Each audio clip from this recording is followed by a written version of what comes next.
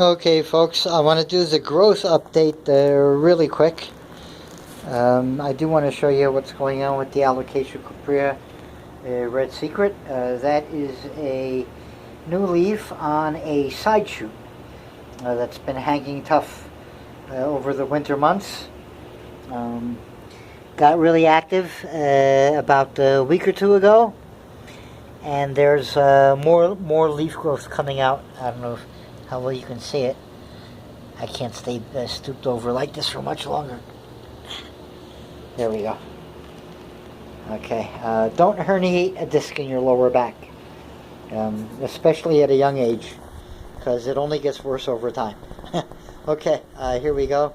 There is the latest goings on with the end pink princess, putting out another really nice sized leaf. Hasn't even begun to uncurl, and it's already at least as big as that one right there. So I think it's going to be another honker. You know, that size right there, the 9.5 inch plus, going from tip to edge of the lobe. And there's a little bit of goofiness going on there. I'm not sure why, but I'm not that concerned. It's already working on another leaf in that petiole sheath, so I'm fine. Same here with the golden crocodile. And it looks like they might be competing a little bit. I'm not sure, but I could swear that this golden crocodile is moving its leaves a little bit and trying to give that pink princess leaf a very wide berth.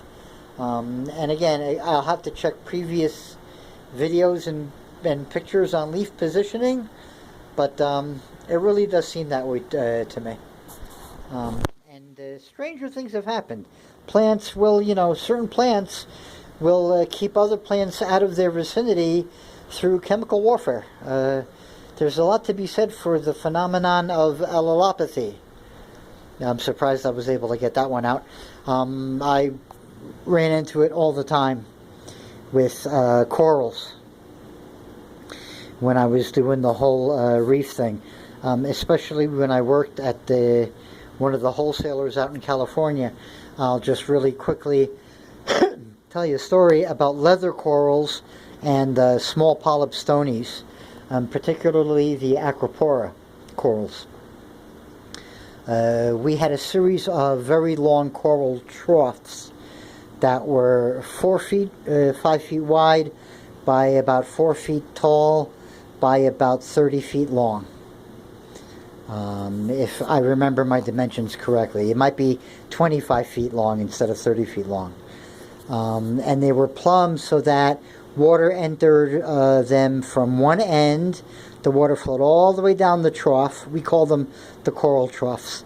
The water flowed all the way down to the end of the trough, and then there was a horizontal slot cut at the end of the trough, which then had a little what's the word I'm looking for? Channel glued on, and it basically spilled over into a sump. I'm sorry, it spilled over into piping, and then that piping turned and then went to the end and became the entry point of the trough that ran parallel to it. And the water came down the end of the trough next to it, running the opposite way, and then had piping going. So you understand what I'm saying? It went from like a zigzag, from one end of one trough all the way down the length to the end, connected to, at the same end, another trough going all. So there were 4 or 5 troughs, all basically the same water current going from trough to trough, end to opposite end, until the very last trough dumped into a common sump.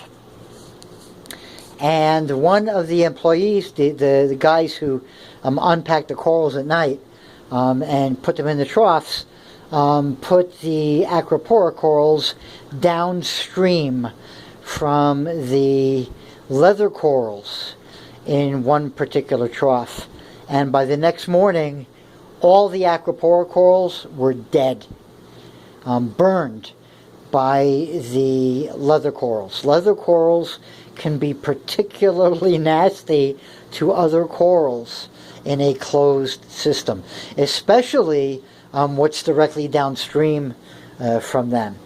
And a lot of times people will have to rearrange the way their power heads are pointed in their aquariums to change the circulation pattern that's in their tanks, because they had too much of a particular flow pattern, generally laminar flow, driving water directly from a leather coral onto a SPS coral, or a leather coral onto a other softie. Or sometimes it's an issue with something like an acanth and a scalemia. Certain corals just don't like to be next to other corals, or in the down-current path of other corals, because of what those antagonizing corals do. Corals shed nematocysts all the time. They release a lot of nasty compounds all the time. And leather corals are well known for that. And I'm beginning to think that in the world of philodendrons, the same thing can occur.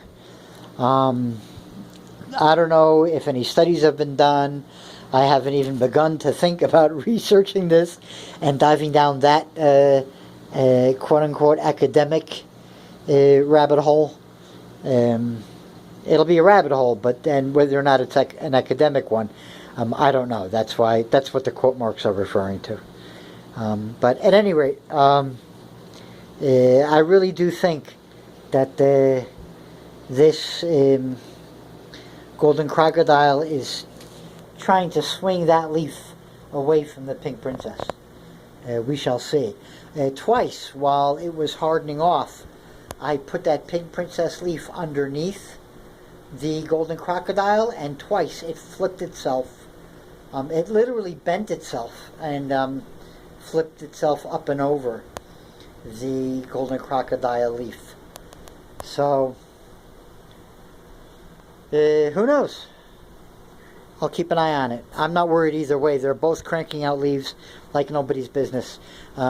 Before one is done hardening off, another one is well on the way. They can keep arguing amongst themselves to their stomata's content, for all I care. Here is the Gigas again, but look how much leaf it's already unfurled. And now that's close to 2 inches up and close to 2 inches down, plus the 2 horizontal folds. So it's already working on a sizable leaf. I just hope it doesn't have too much longer to go or suffer too much crinkly damage before it really does manage to pull itself out. The 2 babies are done with that. I'll show you in a second. Here are the spider plants, the lights that I got more evened out. And here is, by the way, the latest wall work and the floor. And you can see how not too easily in some spots, because I haven't done the sphagnum moss fill yet on some of the tubes. Haven't gotten it completed. But here you can see how they're kind of staggered. Some minor height adjustment has to be made with this pole right here on the painted lady. But here you can see how the poles are getting staggered. Here you can see a little bit better, because here there's some actual fill of sphagnum. So this is about as tall as I want this wall to be. I might put a couple of oddball items at the very top. Maybe some extra spider plants. Maybe I'll try my hand at an orchid or a staghorn fern. I don't know yet. But this is the maximum height. My eyeballs are right about the level of this tube right here. So that's comfortable for me to work with, comfortable for me to look at, and comfortable for me with the slightly extra height that's going to be added with the future spider plants excuse me, that are going on here. So here you can see the bottom row. We've got the syngonium looking a little bit goofy. I'll have to see what's going on there. I think I may have overwatered it a teeny bit, but that is I just noticed that really is looking a little crispy. I may have to water it again. Dried out much more quickly than I thought. That's another thing. I have to readjust all of my watering habits again because of the tubes now. They're going to be drying out much more quickly because they don't have that pot reserve at the base to draw from. Here is the pothos tube I did again just a few days ago, and mounted here. I'm not sure yet where I'm going to exactly put this, but it's a nice bright color fill for the wall, especially given that the Adansonii is now beginning to darken up nicely a little bit and recover from the